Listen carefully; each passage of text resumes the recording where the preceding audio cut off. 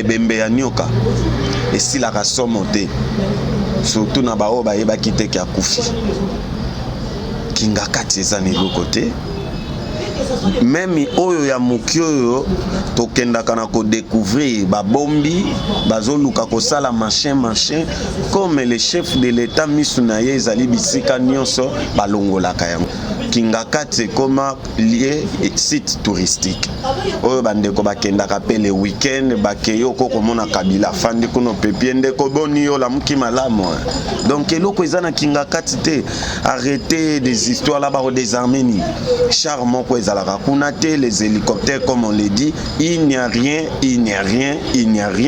je le répète à vive voix eloko ezate parce que tango ndeko azoya koleka na télévision kolela butu moi ndeko fachoko koyokela ngama wato yambanga na bapel bazokata. Vous n'êtes pas au courant de ça. Sikoyo yé na babiloko na mapinga. Donc vous voulez faire de Kingakati état dans un état. À Kingakati il n'y a rien.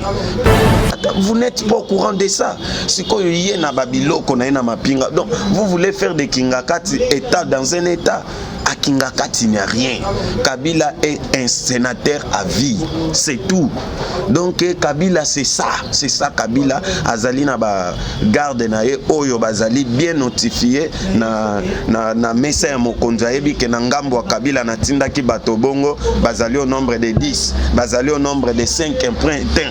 Et là comme mosusu ezate, tout ça sont des spéculations qui se disent Kabila. Bon, glorifiez Kabila, vous qui trouvez Kabila Dieu, mais pour nous, l'IDPS et le peuple congolais en général qui réfléchissent, on sait qu'à Kingakati, il n'y a rien. Il n'y a rien, Toro Belango, mais surtout, mon IP na GLM, Toro IP m'a GLM et Tombo, quand il s'est vraiment à aux hommes actualité, je pense au Yebi. Na GLM pesa qui armé, mais Toro c'est mon oblo, GLM et Longo. Mais on ne sait que ton mambo et Bimi, moi, comme tu me est-ce que vraiment, Minduki, Chande, Solo, Bleu, Bébé, est-ce que Zaki vraiment na Kingakati? Ndeko na koko yebisa yo soki yo zali congolais ozalaka na Kinshasa soko kei na kankokolo awa n'est-ce pas tozalaka na char moko libanda. Est-ce que char wana ebetaka ezala babiloko misusu koko zala peut-être vandi nango lokola moi misé moko etika l'histoire, mais tout ce qui est à l'intérieur de l'armée qui fonctionne normalement. Kabila n'a pas de char. Tout ce qui s'est passé, oui, il avait au début là, le chef de l'État ne pouvait pas entrer du coup comme ça. Bandi ba maintenant c'est un diplomate de formation. Donc avec le temps, tout ce qui appartenait à l'armée c'était déjà récupéré. À Kingakati il n'y a rien. Donc to perdre temps na biso na Kingakati. To perdre temps sur Kingakati, mais il y a aussi des invités to yambia to ki babiki babloke zaki kuna babloke utaki batanganika babloke utaki rwandais, même des soldats rwandais bazaki wana par rapport à 50 militaires républicains au Konzamboka parce qu'il y avait d'autres militaires bazaki na Kingakati kuna. Voilà, fidèle ami internaute, na pesi binombo te partout le monde est-ce besoin ni bozuli bakola na biso na chaîne bino bulingara mingi la voix céleste. Je sais que vous êtes nombreux honnêtement bozala na biso, bozana Belgique, bozana Canada, bozana États-Unis, bozana presque partout le monde bolana la chaîne la voix céleste. Na pesi bino merci pour vos savona vraiment la chaîne. Merci beaucoup pour na bayo sur votre nous bozana presque partout le monde beaucoup na biso botika biso message numéros affichés na ba ya écran na bino na pesi bino merci beaucoup na zomona merdika bongo jolika bongo Philomène Mouka mtema de Monakati Angleterre. Merci beaucoup grande sœur et pourquoi pas d'André Nakati à Paris, John Kaman dans ma caméra. Merci beaucoup pour Otavakananga toujours ensemble. Et l'autre Robelani to robeta masolo politique nini to robela ming toi dollar mbo na biso ils ont changé trop ekiti bien ekiti te to robela pe mambo italien enseignement ba para bazole la trop bazomi tungsa makasi par rapport mambo italien enseignement. Est-ce que eza bende bazunga bazongisa ba cours ne mambo sengezo est-ce que eza mabe po ba para baziko la dollar et mati misale zaki ko kanga est-ce que mambo ko se déroule en ligne single na un mois au balinga pesa pour na enseignement to robela pe mambo ki mambo italien désarmement to robela ba moi ba rencontre au bande au sein ma pe na prison makalo ba pekisa ki par rapport à moi na mboka vital caméra au tebi ke mambo neza les 7 août awa to robela ngo pe est-ce que tozo kende na nzela dialogue bien tozo kende na nzela dialogue te to robela ngo lelo na invité na biso mo konelo o zena ko senga John Kamande cameraman ngai o atambo na nga partout afungola caméra to mo na invité na biso mo konelo na opesa les gens mbote mo na mboka mbote moi présentation na banyo sur bazui bakola na yo na chaîne biso la voix céleste. Merci na bande nyonso ya voix céleste o ba disposer ba temps na bango pona kolanda biso kombo ezali bongo ndeko Francis Kabemba wazali moko ya ba béton et IDPS internationaliste de l'IPN analyste politique. Merci beaucoup Francis Kabemba na ancien vraiment to mon mo po ba nyonso bazolanda yo peut-être baza musika ba ordinateur na bango ba capter yo vraiment malamu mais to bana na mambo etali désarmement kingakati to ke lo ba mi trop mais lo ba mi mingi na ba IDPS na ba o te bi baza ba lia IDPS désarmement kingakati mais to bi ke loko ezara désarmer zelo ko ezaki armée comment kingakati ki armée te mais bino bozo ba ko il faut ba désarmer kingakati ba linga ba désarmer king est-ce que binduki est-ce que ba blo nyonso bozo lo bana bino boyebi ki ezana kata kingakati ndeko Ado Moncha X Boss, je crois que l'autre fois en émission on a Ebisakayo. Vous savez, Ebembe Yanyoka, et si la race monte, surtout na bao ba eba kite ki akufi. Kingakati ezani l'autre côté.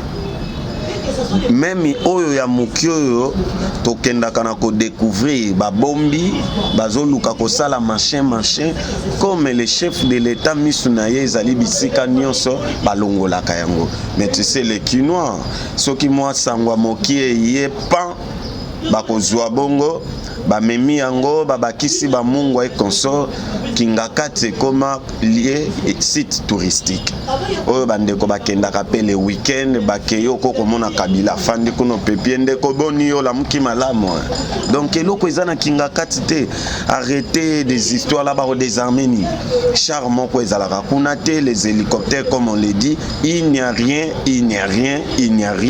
je le répète à vive voix eloko ezate parce que tango ndeko azoya koleka na télévision kolela butu moi ndeko fachoko koyokela ngama wato yambanga na bapel bazokata vous n'êtes pas au courant de ça siko yé na babiloko na ina mapinga donc vous voulez faire de Kingakati état dans un état à Kingakati il n'y a rien. Kabila est un sénateur à vie, c'est tout. Donc Kabila c'est ça Kabila azali na ba garde na ye oyo bazali bien notifié na mesa ya mokonzi ayebi ke na ngambo wa Kabila na tindaki bato bongo bazali au nombre de 10, bazali au nombre de 5 imprints. Et là comme sous ezate, tout ça sont des spéculations qui se disent Kabila. Bon, glorifiez Kabila vous qui trouvez Kabila Dieu, mais pour nous l'IDPS et le peuple congolais en général qui réfléchissent, on sait que à Kingakati il n'y a rien. Il n'y a rien to rolobelango mais surtout moni pe na GLM to aurait pe mambo GLM et tombo ka sériment a aux hommes tabac actualité je pense au yebi na GLM pe za ki armé te mais to ka c'est mo oblo za GLM elongwe mais on de ça que ton mambo ebimi ba za na moko mitungisa mimba est-ce que vraiment ba minduki ba chande solo ba mablo bebe est-ce que za ki vraiment na Kingakati ndeko na koko yebisa yo soki yo zali congolais ozalaka na Kinshasa soko kei na kankokolo awa n'est-ce pas tozalaka na char moko libanda est-ce que char wana ebetaka ezala babiloko misusu koko zala peut-être vandi nango lokola moi misé moko etika l'histoire mais tout ce qui est à l'intérieur de l'armée qui fonctionne normalement Kabila n'a pas de char tout ce qui s'est passé oui il avait au début là le chef de l'État ne pouvait pas entrer du coup comme ça bandi ba maintenant c'est un diplomate de formation donc avec le temps tout ce qui appartenait à l'armée c'était déjà récupéré à Kingakati il n'y a rien donc to perdre temps na biso na Kingakati to perdre temps sur Kingakati mais il y a aussi des invités to yambia to ki babiki babiloko zaki kuna babiloko utaki batanganika babiloko utaki rwandais même des soldats rwandais bazaki wana par rapport à 50 militaires républicains au Konzamboka parce qu'il y avait d'autres militaires bazaki na Kingakati kuna ndeko na ngai Tanganyika na Kinshasa soki biloko yeko kotela wapi vous savez il y a d'autres histoires net bino bapandi sango ndeko na ngai X Boss Moncha na lobara toujours il faut toyeba ndenge ya ko pesa basango mususu vous savez votre idée to publication votre opinion le peuple fait gober le peuple adopte akeipe ko pandela na ndeko na mususu azalaki informé donc je vous dis oyo nyonso esengaki kozwa basi bazwa donc le chef de l'État ne peut pas laisser ndeko Kabila fandi bongo avandi pe na ba charme susu. Pourquoi seulement lui? Donc Mbappé faut en Abachar parce qu'il fait aussi le chef de l'État dans ce pays. Roubaix également. Donc ne louez pas Kabila. Laissez Kabila calme. Kabila est en train de plaider sa paix auprès du président de la République, Fachi Beton. Selon vous? Non, pas selon moi, mais yo Hollanda qui na tibande konaye ba kei batunyo suba okende kolela là. Ça fait combien de temps? Il y a d'autres personnes bazolo le dialogue, yo le ba plaider, mais il y a d'autres personnes bazolo le dialogue pour ba rencontrer Zakara na sénateur vite, il y a d'autres personnes tout on a ba mitu kezo qui na ba coin pour na kutana même na ba yo bazana kata ba prison bazolo le mambo dialogue pe o ba mambo plaider te. Ndeko Monsha na sepeli mingi na likambo bimisi wana oyebi. Actuellement le peuple congolais a compris bamiyibi. Les histoires là des dialogues eza lolenga koluka mosala. Poto kaka dialogue moko récent to utukozala nango ya 5 ans ya portakani na 2016 na 5 ans. Mais quand vous voyez tout ça au sol kana minute ça peut ka lire mambo 2016 et bandaka ya on demande na dialogue na yebisio oui ndeko dialogue ko salamate en tant que batu oyo ba yebi idéologie na mission na biso to yena ngona pouvoir. Oyo tokoki kosala peut-être na place il y a dialogue. Dialogue d'abord faut bannir ça, c'est quelque chose qui ne va pas exister sous le pouvoir de Félix Tshisekedi Tshilombo. Donc biso tokoki ko procéder jusqu'à présent nous sommes les seuls pays au monde à effectif la population a été. Vous ne pouvez pas soutenir d'abord les recensements de la population. On va parler des dialogues. Bato ba kobeta kama solo ya dialogue, ce sont des gens qui cherchent les boulots, bah se retrouver té, oui zala qui pouvoir était, il y a que aux apiringa, yango moni ba caméra bah se retrouver ba dire cab, yango moni ba tout mon koboé, azala ka kutu na masolo mais on l'a engagé. Ils attendaient ba masolo na bango ya pouvoir ya que moi na maito kabola. Donc c'était les gâteaux, le peuple doit toujours continuer dans la souffrance, bango ba kabola kana bana na bango na basi na bango, y compris ba makangu na bango. Et comme ils ont vu que ils n'ont pas trouver leur part dans le pouvoir, laisse qu'on puisse susciter les dialogues, tant au dialogue koya, ils ont déjà tout établi. Ngana kozala nesika yo yo kakatende ko Martin Fayulu abandi komi pesa na poste. Ce sont des voleurs. Ce sont des voleurs. Soko ki mutoya ya beteli o masolo ya dialogue, ce sont des voleurs ndeko. Ce sont des voleurs. Les dialogues a déjà apporté quoi? Qui nous disent les dialogues avaient apporté telle chose dans le pays et le pays avait évolué. Les dialogues n'ont rien apporté dans le pays est toujours comme ça. Les lomons n'amboka zui décision et à retomber l'amboka to kende, vous nous apportez encore des histoires là des dialogues pour en faire quoi? Ils sont des voleurs. Ils ont beaucoup travaillé aussi. Les jeunes Congolais vont travailler quand? Dans ces pays. Dans les dialogues là nous allons avancer ou bien nous allons reculer. Pour dialoguer quoi? Pour dialoguer quoi? Pendant qu'à l'est du pays, drapeau actuellement là au Congo, il faut avoir ces informations là. Les autres drapeaux il y a Congo et comme il y a des tendinions sur Mboka. Rebelle bazako ya komitika. On est en train de les tuer nuit et jour. Et vous allez nous parler des dialogues. De quel dialogue? Pour le dialogue, le glissement, pour toujours sentir des glissements, c'est comme si en 2023 il n'y aura pas des élections. Mais Likamboyo, je crois notre CG vient d'en parler ce matin même. Et ça me fait rire. Mais vous précipitez quoi? Les élections, c'est pour 2023. Et maintenant, nous sommes en 2020. Et vous êtes en train de parler des dialogues, des élections, machin. C'est comme si vous avez bozo banganim. Au moni mutu soka saleli mutu mabe mingi. Ata moni mutu wana asimi mbeli po ya simbi mbeli na likanisa okende kokata litungulu. Ye kuna kozwa ba position.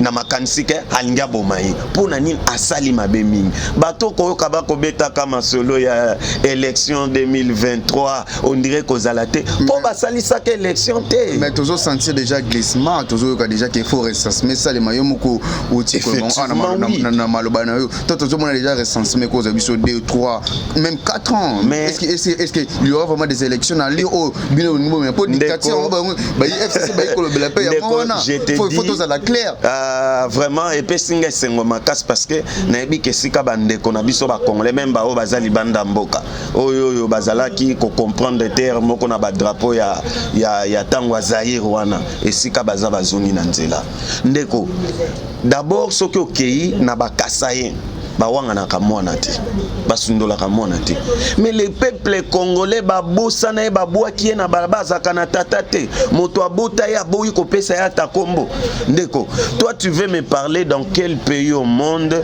où la population l'effectif n'est pas connu c'est qui c'est en RDC les lots a besoin ya koyeba effectif ya peuple congolais et si ça prend 2 ans et si ça prend 3 ans c'est pour l'avantage du peuple ou bien l'avantage de quelqu'un d'un individu c'est une meilleure façon pour nous monnaie pour nous ça glissement na bino to diembe la to katati 2027 ndeko na lobi na yo peuple congolais il faut d'abord s'identifier les loyo tala nanu langage na biso na histoire soki batuni que quelle est la population la superficie. Qu'est-ce que je dis? La population des peuples congolais, 80 quelques millions. Regardez, on doit parler de 80 quelques millions. Et si on veut valoriser les pays en faisant les recensements, en fait que les peuples aillent baketoza la coton. Et ça, le quoi moi na vandi na ndako, baké batunye bino na ndako na bino na classe batunye na ndako bozaka combien bi tokoko zala tom suba de nandam. Mais c'est la folie ça. Une maison que tu habites, c'est pareil avec les Congo. Donc les recensements est une très bonne idée. Bannissons les trucs des dialogues là et quoi porter le côté. Ce sont des voleurs, je pèse très bien mes mots, c'est retrouver tes bazana misalate. Même moi qui te parle, nous sommes dans les partis. Est-ce qu'on coûte Arabi sur la présidence? Mais comme le chef a la volonté et la bonne foi de lever la nation congolaise, on est là, on supporte tout. On supporte tout, mais du moins que Makambo, tout le monde qui n'attend Wandeko, Kabange, Kabila, Yako Salaba, parti pris, on ne veut plus ce genre d'histoire. Si tu veux du boulot, c'est là, dans Bakochab entreprise, dans mon Konzamboko, Ezoya bientôt fait, Mokanda Nayo, demande d'emploi Nayo, tu iras déposer aux Umosala. Mais dans le Kamboa, dialogue, et personne Mosala n'a pété, Ndengo Pesa Kiki Mbuta, Mboka Nabisopo, Abomango na salité, Ndeko Fayuluana. Oh, vous ne savez pas la salubrité des pays. Parlez de Martin Fayulu, il y a plusieurs députés qui na lobby na yo batalaka ku oyebeta kakao. Eza lokwa to kosi. Mais ku oyebeta kiki chasaka ezali ku ya ndeko Martin Fayulu. Ndeko nani abosani même yé ayebi ka ana sala mabe. Au moment que sont en train de parler, ceux qui yena bato na yebe penge balandi makambo ba kolela ba bia to sala kamabe. To sala kamabe. Chasser comment répondre à Fayulu. Vous voulez masquer quoi dans ces pays? Tonio Kwame va vendre sa vie na ba foulu, au vendre Dakar foulu pembe. Allez maintenant regarder. Allez maintenant regarder. Donc tokoki ko perdre tante na ba proposition na bango wana ya yé précisément. Et d'ailleurs pour t'informer, je crois que peut-être tu es déjà informé, likambu na ye ya proposition ya dialogue à Sala Kango Bemba yebite Moïse a yebite mi pesa na poste. Vous avez oublié ça? La lettre de Fayulu, il a défendu. Hein, messieurs. Donc, il biso to revendre na mboko totalaka ba ventir au bango ba osaka na mboka mboko ezakara ya bango. Nous sommes les Congolais, nous allons nous battre tous pour la paix et la stabilité de cette nation. Vous êtes à Kinshasa Fasika Bemba, il y a aussi des plans qui se proposent na kata président Makala toujours que moi na mboka Vital Kamerhe peut-être il paraît hein na moi ba analyse toujours ça qui akokipe obima quand nous bambo liberté pour zoya musuka pe na moko boye kangipe to monye libanda po wana to yomona peke mambo dialogue fond bosuvi boye moi na mboka Vital Kamerhe premier ministre ba carte ça moi belé ezolo bama est-ce que mamo façon zo kendele nde bazolo kabala ne la makambo na epo te bisa le 7 août est-ce que to mona pe liberté pour ça moi na mboka Vital Kamerhe ndeko omoni biso na IDPS ce qui nous engage plus c'est l'état des droits. À part l'état des droits aux Akasusu na auto lingaka mingi les peuples d'abord. Qui souffre à ce moment, dollar zéro matin, je pense qu'après ce jour, on est au côté na répondre non na motuna na état libongo ndeko Vital Kamerhe. Papa, la justice est là. Je ne sais pas, vous voulez voir président Félix Tshisekedi Afandi, Ndeko Fandi Boy, Ndeko Martin, qu'est-ce que je dis, Vital Kamerhe, na jugé Makambo Salaki, maintenant là je te permets, Bima na Boloko, Tokota na Boloko. La justice est là. Moi, je ne suis pas compétent pour juger les actes de la justice. Ce qui est là, nandenge basali makambo na bango batangi na article parce que tout ce qui peut se faire, il faut ezala soubassement. Ce qui batali na kati ya mibeko na bango parce que ce qu'il faut pas oublier, aujourd'hui le peuple est vigilant. Bisonyon so totanga ka article wana, bisonyon so on peut tout télécharger dans nos téléphones actuels, tozo landela mboka le peuple est éveillé. Donc ceux qui yo qui les set abimi ba relaxa biso raison o esali ke Vital Kamerhe za la banda. Et moi ça me fait toujours mal au cœur pour ça ya kolela. Tant ozo mona bande ko ba telemi tozo sala marche contre Vital Kamerhe. Vous faites la marche, je n'en disconviens pas, faites vos manifs, mais tant que Kamerhe a tché ba compte na compte ya basoraya na kata bande ko na ki ba montant combien. Voilà. Très voilé le peuple congolais. Vous comprenez? Donc les peuples congolais voilés parfois, bon majorité le quoi bafongoli biso toza to lemba kolobate to yebisa bango. Je suis de l'IDPS, j'assume. La justice nous avait prouvé que Vital Kamerhe avait détourné de l'argent. C'est pour cela qu'il est en prison. Il n'est pas en prison. Est-ce qu'un prisonnier peut demander la liberté provisoire? C'est qu'il y a quelque chose qui... Liberté provisoire Kakasiko. Est-ce qu'il y a ça, la prison? Kakasiko, il n'a même pas encore une année de liberté provisoire. Mais au Sengama, tandis que Moutaza a déjà condamné au Sengama, est-ce que Moutaza a prisonnier au Senga liberté provisoire? Liberté provisoire, pour en faire quoi? Pour aller où? Ndeko Ye Kamerhe azalaki na kati ya lit oyo. Mais lokola akola nangote moni Félix Tshisekedi soki akola kana kati ya likambo ya état de droit te ngai ko kangata ye moko. Yango moni bandeko bazoe bate ba yoka ordonnance signé mais ba ke ba vérifier même constitution ba sala ka ba maîtriser ngo malamu te. Yango zo mona batambwe mwamba ba ko sutu kaka et ozui ndeko Shader wa comprendre kaka makam na sima mabe akoloba biloba loba na simaton botala na constitution otokoma kango. Maintenant la constitution est déjà partagée biso la pona ba institution mboka to moni marche ndeko ba imboka pe ba bimaki je pense que ba ndeko diaspora partager na ngai malobo na zo ba imboka ba bimi ndeko na ngai na koyebisa yo eloko moko olandaki moko ya bango ya PPRD, il y a FCCT, mais je te dis PPRD, parce que dans 4 FCC, c'est un parti politique. Je te parle de PPRD. Ndeko Denis Kamba avait dit quoi? Liboso à Peter Tchani. Les sénateurs,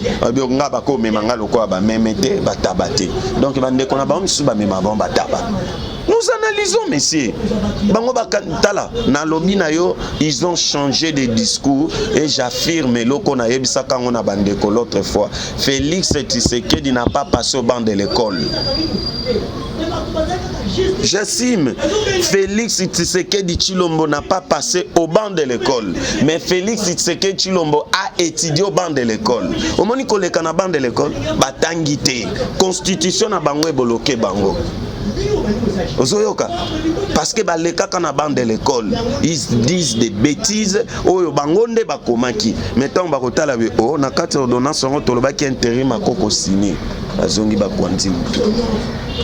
Ezalo kwa tata boti mwana maebi kombo mwana na été. Mais c'est donc toloba keza ba carte bozo za promotion zozongi mambo premier ministre na toloba ba carte spécialement ba imboka pe ba parti politique musupe ba lobela ki ango ke eza carte ebeta maki ki bozela ka premier ministre bimapo jetika la bwese ke moi au bang ezala siko tozela wana c'est que ba yeba ka na constitution ba prévoir article ko sala un jour tozela où est le mal. Ce qui est important, on a respecté la Constitution. Donc, c'est-à-dire que le pays doit marcher avec Moboku. Moboku Nabiso, c'est la Constitution. C'est notre Bible. Respecter. Donc, ce qui n'est pas dans la Constitution, c'est une violation. Mais ce qui est dans la Constitution est prévu. Vous voulez dire quoi aux gens? Au moins, il passe moko motomouindou. Là, je parle de l'Afrique entière. Bah, souffre un problème, il y a qu'à respecter les textes. Maintenant, ce que vous avez mon amboka, Félix Tshisekedi Azali Kinois, et puis moi na poto. Vous comprenez, allié baboukou mingi. Il y a les cas na kelasi, atanga na kelasi. Yango moni, ezo pesa pasi mingi, bande ko ba comprendre ba kanse bazui mayo faible. Mais ba ko kutana na muto ayebi musala ko leka bango nde pasi otozo sibir. Des pasi otozo sibir, ba congolais pe bazo souffrir na minito yo. Toi dollar yo moko je pense que aux Kinois oyebine mamozo le kana mboka na biso toza déjà na 21 tozo mata toujours tandis que toyoki ministre et enseignement alobi ke kalake bana fo bazonga na bibonga na bon po balko kotanga pona 1 mois. Au moins te ko déranger pe ba parents mususu po mbonga zate ba toazolela ba 3 mois ba futi banda kute. Ah ndeko likambo wana ezopesa pasi mingi likambo ya kelasi. Mais nazelaki yo lisusu na makambo etali ba visite ya prison na yo ki olobeli yango te. Bon tozonga na motuna na eza mo important mingi concernant likambo ya rentrée scolaire. Ndeko Willy Bakonga, c'est lui le ministre de l'enseignement je crois. Ndeko Willy Bakonga doit prendre le courage d'un garçon. Yako yebisa peuple congolais to décréter année blanche c'est tout. Parce que toi, pose-toi la question, tango azui décision, yako sala likambo et talibongo problème et à rentrée scolaire, balongo le 10. Oui, le 10 août. Mais mois de septembre, classe nous faisons. Mais nakati ya makanisi ya ndeko Willy azolo bake il faut ba classe terminale hein, je crois les finalistes quoi. Les finalistes mais 6e G3 c'est triste là. Bazala kana pouvoir depuis kala batonga auditoire. Tant bana ya 6e bako passer na G1. Na premier graduat. Bako tanga na auditoire ni.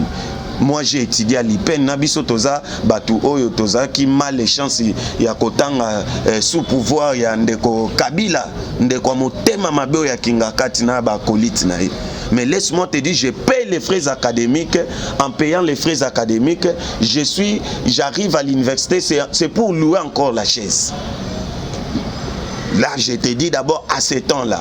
Bozo comme on a 4 auditoires place pour vendre des athées, auditoire en comme plein bozo de la cour libanda, bo louer ba kit nambo, tu vas payer les frais, tu arrives, il n'y a pas de place pour toi. Et ndeko Willy na makanisio yaye. Vous savez, c'est pas si. Mais il y a des gens si par rapport à malgré Covid, effectivement. Baza bato baleka na bande de l'école. Oh, ils ont pouvoir ya bato batanga na bande de l'école. Je te dis, biso to leka na on n'a pas passé au banc de l'école. Nous on a étudié au banc de l'école. Yango to pesi bango devoir bazo kokate. Monsieur, toi tu vas me dire, moi il y a actuellement bazangi place. Parce que oyeko bakisa bana ya 6e pour bafanda wapi. Netandi mobimba ya Congo bakouta ba province pour s'inscrire dans des universités là. Ba va dans auditoire ni. Même bana G1, G2, bon on peut pas rejoindre mais progressivement. C'est triste progressivement quand parce qu'au mois de septembre il faut classer zonga. Azwa courage. Est-ce que yende mutu aza à la base ya Covid-19 ndeko Willy pona nini kimoyibi lokoso wana eza kimoyibi. Est-ce que ndeko Willy mutu aza à la base ya pandémie bongo pona olobaka ka ne blanchi sonyo ya zoyoka yende mtatinda ki coronavirus ici dans ce pays. Donc c'est honte là. Je suis très contre parce que c'est un programme la vicié et quoi porter l'autre côté zam kimoyibi. Il cherche l'argent à Kangamotema na mois de septembre ba ce programme sous. C'est une année blanche à déclarer en haut, c'est tout. Mais même les présidents de la République, tout le monde a dit que Bana, il y a 6e primaire, je crois, bah, qu'au foot, même, bah, frère, il y a été une affaire, tu sais que, et les solo de GBT, pourquoi aux autres gars s'encharner, quand on a dit que oui, pour te baiser, FCC, il faut être clair. Non, ce n'est pas ça, Ndeko. Soko Talibien, chef de l'État, ne peut pas dire de lui-même. Donc c'est-à-dire quand se rassemble mais il n'y aura pas des frais pour participer à la ENAFEP, je pense. Même s'il ne met pas de frais, je n'en disconviens pas. Ndeko totangi na yo na bande de l'école na lingaka terme wana tendenge bandeko baleka na l'école. Na biso toutefois que biso toleka na bande de l'école te. Biso totanga na bande de l'école. Tant ndeko aza kotelema pona koloba ke non, il faut baleka ba sala soki makambo na bango wana ya enseignement wana. Na 3 semaines, il a prévu quoi? Il prévoit quoi? Na 4 à 3 semaines wana. Aujourd'hui, ce sont des théâtres. C'est une année blanche. Nous sommes un pays pauvre. Oyoba yebaka ko bongisa ba makambute elelo memi biso neskato memi Covid payé kotina mboka makamnyo ce baby, c'est normal. Ce n'est pas Willy Bakonga, il n'a qu'à prendre le courage d'un garçon, décréter une année blanche. Au mois de septembre, on va voir et c'est tout. On va voir et c'est tout. Francis Kabemba, tout le canton Zonga Mouké, il y a le bien mon prison pour te dire que prisonnier politique, basé belé pe na makala, mais tout le monde a victime ils apona, moi na mboka vital caméra. Tu vois qu'avec Moukou Nazali et dit qu'après Nazak kuna ba imo basé belé kuna mais victime ils apona y tout le bel dialogue au boy dialogue. Alors tout le monde que moi na mboka na mikolo zoya bimi to lo bani. Ndeko na ngai nazasi le peuple congolais à comprendre ba congolais. Ba visite ya caméra. Ba ke visiter caméra. Maintenant na ke visiter avec Mukuna 5 ans ezate. Show lazate. Est-ce que l'église rêvait pe ba visiter moi na mboka? Effectivement oui. Effectivement oui, ba kendaka. Ba kendaka il est visité. Nani ken show la kene ko visiter Rosimu kendina mwasi na bana. Ils sont où? Ndeko, même ba catholique yoyo, ba pesi biso soni. Bazali kolakisa ke baza bato basalelaka mabumu na bango, bato ya soni bazonga na nzela. Okoleka na stade des martyrs oleli na mungongo makasi balakaka nga mutuka c'est l'intérêt de qui? Wana ndeko mbongo balakaka nga mutuka kino lelo tant ba pesi mutuka oye lisusu zui. Ozomona ke balukaka ba bien na bango. Ce sont des aventuriers, nos pères bazonga na nzela ndenge na yoka ki dengle so bibiso tout to nyokola mboka ba nyokoli biso biso ba jeune to nyokwami. Si aujourd'hui tu vois tous les jeunes congolais télémia kolobia makambo politique, c'est pas de la blague hein. Ba sali ba théâtre maintenant théâtre na bango ekomi na suka po eloko ezanga suka ya la raté théâtre ekomi na suka ta ba beti ba tour kama. C'est la justice qui a une dernière décision pour na ba prisonnier nyonso. Donc ba visiter ba koba lobil susu ba kende na bato FCCP ba kenda ki ba komi ba ninga awa bazo kende ba ye kamero azo yambara bango ye ba kapoazo ezalaka kana bato FCC soka kufi batanga biso te po ba yebi biso malamu batanga biso te bazo kende bazo yambaka bango wano bazo kende nde baleka ki koloba likambo 15 millions de dollars na ba show le nyonso. Je vous dis to lingi lisusu théâtre te to lingi théâtre te ba catholique ya biso ya Congo na ndeko mbongo chole bazonga na nzela nzambe. Et tu vas remarquer makambo nzambe za kasuna mnoko na bango to etali bango eza akota politique. Chola kota politique, mbongo akota politique. Mais bazo bundela mboka en quoi? Lelo biso pe to yeba ka ba bundela mboka. Même biso pe to yeba lelo nde ba faire comprendre ndeko na ngai qui ont parlé de 15 millions. Catholique a lobé el kambo 15 millions te na monoko chole te oyoki bango te ba 15 millions de détournement boina oyoka ki bango te lelo siko détournement sili yango ba ki na prison les méchants punir en mbongo na chole. Je vous dis mboko ekotika la boete bato ba kolongola soutane papa bengi na longolio aux aventuriers sali son église catholique ba changer mosusu ba osala biso soni la jeunesse congolaise tozo lela Kabila sali musala makasi na mboka oyo ya ko détourner bato nyonso to tika na iloko ya malamu sina mboka te. Kabila to na biso na 16 Papa, je pense mais lelo musala munene Kabila sali na mboka oyo ya ko détourner bandeko ambongo bazali suna moralité. Mais vous voyez que qui marana bandeko ambongo na bandeko musa FCC mettant tout le dollar oyo tozaki na 16 mais les en 20 ozo ko kimango ndeko nani asala ka dollar to na le mambaso de mouton retombola mongongo po to le balisusu makasi mwana mboka français Kabila kasi bongo boloko ezomema bato bakeba boloko bato ebele bakangami eza pona makambo wana. Donc biso to mokonzi azobimisa makanisi apesi ordre mbongo ebima pona makambo etali mboka bango mpe bazobongama bayiba baliaka ale tango bako dévoiler bango na batu moko wana bake kotala bango na prison oya beleli lobi ke bokanga moyibi tango batie moyibi na boloko akome omemela moyibi fufu azandokti. Merci beaucoup Francis Kabemba, on va à la fin de notre émission. Je pense que les autres questions il fallait te poser te ba nous boza pour côté on va contact pour nous avoir information par rapport à l'actualité politique en Bourg na biso ba contacter na numéro ni pona o etali contact na biso soki bobengi biso bongo na numéro depuis Kinshasa plus 243 89 58 360 34 plus 243 58 360 34 bokozwa biso bokoyamba basango ndeko na yebite so kokai ko permettre parce que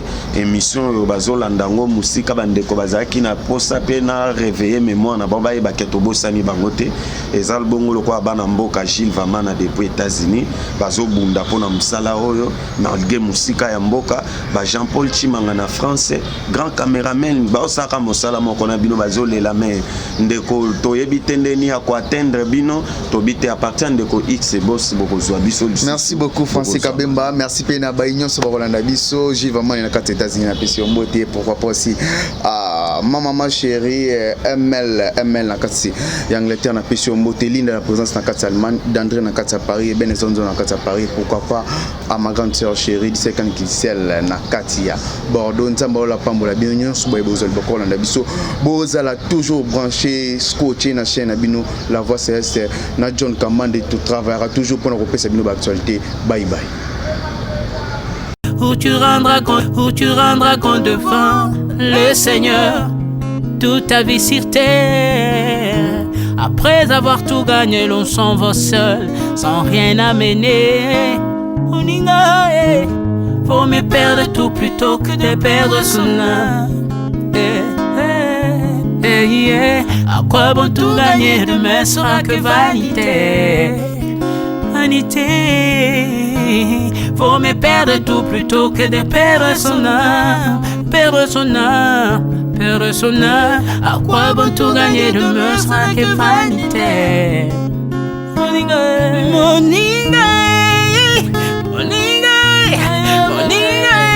tala tangwe koleka moninga, tala bato bako kende.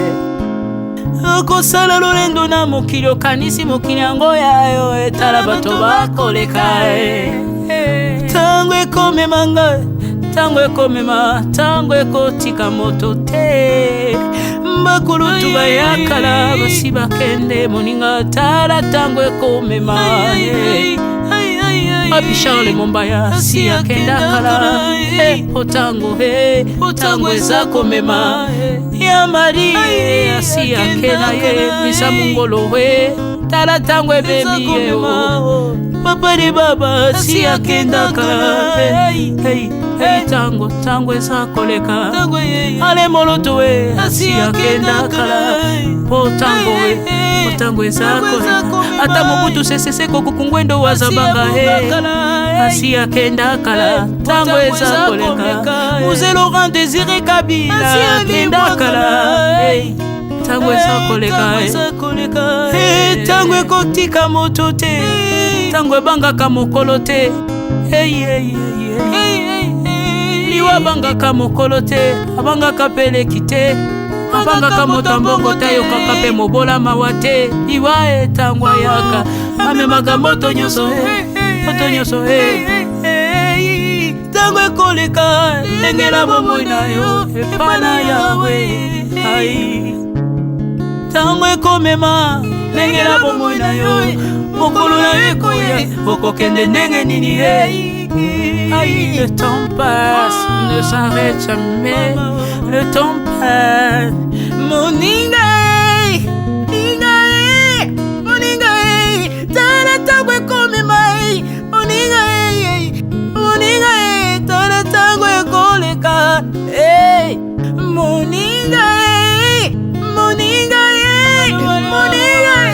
tala tangwe kome mai. Moningae, tala tangwe komema, tangwe kotika moto te. Lengela bomoi na yo, tala bato bakokende, osala ndenge nini ye, okotikala ebende te, okotikala ebende. Le temps passe, ne s'arrête jamais. Le temps passe, ne pardonne jamais. Le temps passe, ne s'arrête jamais. Lengela bomoi. Moni lengwa salama siwa kenaka.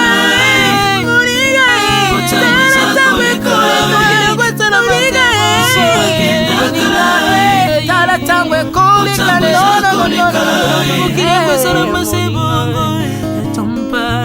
nyonso bato